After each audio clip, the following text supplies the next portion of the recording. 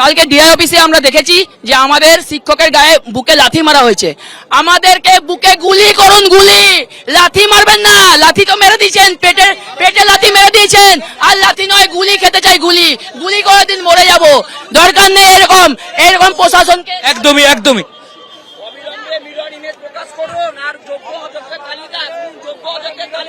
দেখো 12টার কিছু পরে এই মিছিল শুরু হওয়ার কথা থাকলেও 1:30টার কিছু পরে কিন্তু শিয়ালদা থেকে মিছিল শুরু হয় এবং প্রায় 1.5 ঘন্টা ধরে 7 থেকে 8 কিলোমিটার তারা পায়ে হেঁটে আসেন এবং সরাসরি যে ছবি তুমি দেখতে পাচ্ছ একেবারে ডোরিনা ক্রসিং অর্থাৎ ধর্মতলার মুখে শহরের প্রাণ কেন্দ্রে, সেখানে চাকরিহারা যারা শিক্ষক শিক্ষিকা রয়েছেন তারা কিন্তু একেবারে সেখানে বসে পড়েছেন এবং কার্যত যে রাস্তা মধ্য কলকাতার সাথে একেবারে নর্থ কলকাতার সাথে মধ্য কলকাতাকে যুক্ত করছে একেবারে মেট্রো সিনেমা হলের সামনে, সেখানে তারা বসে পড়ার জেরে একটা নির্দিষ্ট যে লেন তা কিন্তু পুরোপুরি বন্ধ অবস্থাতে রয়েছে।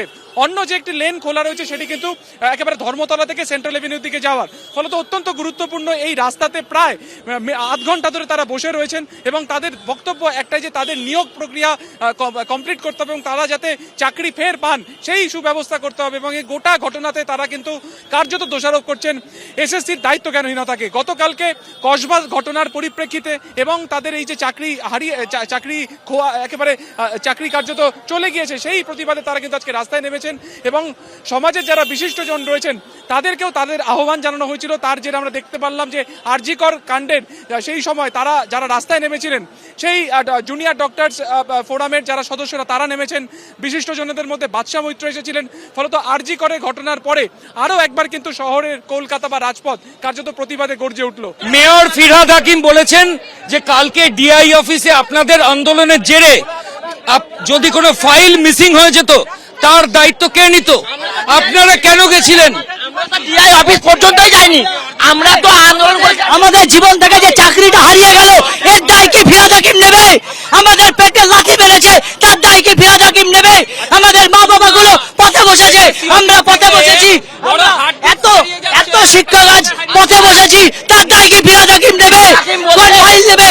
আমাদের ফাইলগুলো চিরচরণের মতো নষ্ট হয়ে গেছে, তার দায় কি ফিরহাদ হাকিম নেবে? হারিয়ে ফেললেন, আগে প্রশ্ন না বিল্ডিং ক্রস হয়েছিল, একজন আমপান হয়েছিল না বিল্ডিং ক্রস হয়েছিল, আমরা নাকি ফাইল হারিয়ে দেবো, তা ওনারা মিরর ইমেজটা কি করে হারিয়ে ফেলেন? সেই মিরর ইমেজটা বলছি আমার এই বন্ধু অনেক কোন স্কুলে? আমি হারোয়া আকান্দবাড়ি স্কুলের শিক্ষক। আমার এই বন্ধুটির ব্যাংকে 22 লাখ টাকা লোন আছে, ওর প্রশ্ন করুন মিরর ইমেজ হারিয়েছে, ওর মাসে 30,000 টাকা ইএমআই কাটায়, তাহলে যদি বেতন বন্ধ হয় ও কি নাম?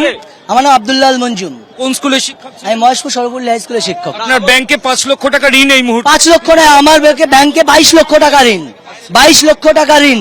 আমার প্রতি মাসে 25,000 টাকা ইএমআই কাটে। এই যে পরিস্থিতি, আপনাদের এগেইনস্টে জোড়া এফআইআর, রাজ্যের মন্ত্রী মেয়র ফিরহাদ হাকিমের বক্তব্য যে আপনারা ডিআই অফিসে ডকুমেন্ট লুট করতে গেছেন, কি বলবেন? ওনারা যে এসএসসির আমাদের ওএমআর এর মিরর কপিটা লুট করেছেন, লুকিয়ে রেখেছেন, তার দায় কি ফিরহাদ হাকিম নেবেন? আজকে আমরা লোন নিয়েছি, বাড়ি করেছি, আমরা আজ পেটের দায়ে পথে বসে গেছি, তার দায় কি ফিরহাদ হাকিম নেবেন? ওরা লজ্জা করে না এই কথাটা বলতে? আজকে শিক্ষকদের ওএমআর এর পেনড্রাইভটা চুরি করেছেন, পেনড্রাইভটা লুকিয়ে রেখেছেন, তার দায় কি ফিরহাদ হাকিম নেবেন? ওনার লজ্জা হওয়া উচিত, লজ্জা হওয়া উচিত। কলকাতার মেয়র হিসেবে ওনার লজ্জা হওয়া উচিত যে শিক্ষকদের, উনিও তো একজন শিক্ষকের কাছে পড়াশোনা করেছেন।